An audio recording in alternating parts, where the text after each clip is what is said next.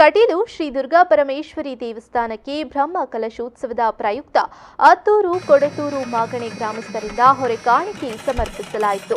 ಕಿನ್ನಿಗುಳಿಯಿಂದ ಕಟೀಲು ತನಕ ಮೆರವಣಿಗೆ ಮೂಲಕ ಸಾಗಿ ಸಮರ್ಪಿಸಲಾಯಿತು.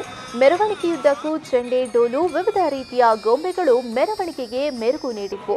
ಮೆರವಣಿಗೆಯಲ್ಲಿ ನೂರಾರು ಮಂದಿ ಭಾಗವಹಿಸಿತ್ತು. ಈ ಸಂದರ್ಭ ಅತ್ತೂರು ಬೈಲು ವೆಂಕಟರಾಜ ಉಡುಪ, ಜಯರಾಮ ಉಡುಪ, ವೇದವ್ಯಾಸ ಉಡುಪ, ಭುವನಾಭಿರಾಮ ಉಡುಪ, ಕೆವಿ ಶೆಟ್ಟಿ ದೇವಸ್ಯ, ಬಿಆರ್ ಪ್ರಸಾದ್ ದೇವಸ್ಯ ಕೊಡತೂರು ಗುತ್ತು, ಶ್ರೀಧರ ಆಳ್ವ ಮಗಂದಡಿ, ಗಣೇಶ್ ಶೆಟ್ಟಿ ಮಿತ್ತಬೈಲು ಗುತ್ತು, ಅಜಾರು ಗುತ್ತು ವಿಜಯ ಶೆಟ್ಟಿ, ರಾಜೇಂದ್ರ ಶೆಟ್ಟಿ, ಪ್ರಸನ್ನ ಶೆಟ್ಟಿ ಮತ್ತಿತರರು ಉಪಸ್ಥಿತರಿದ್ದರು.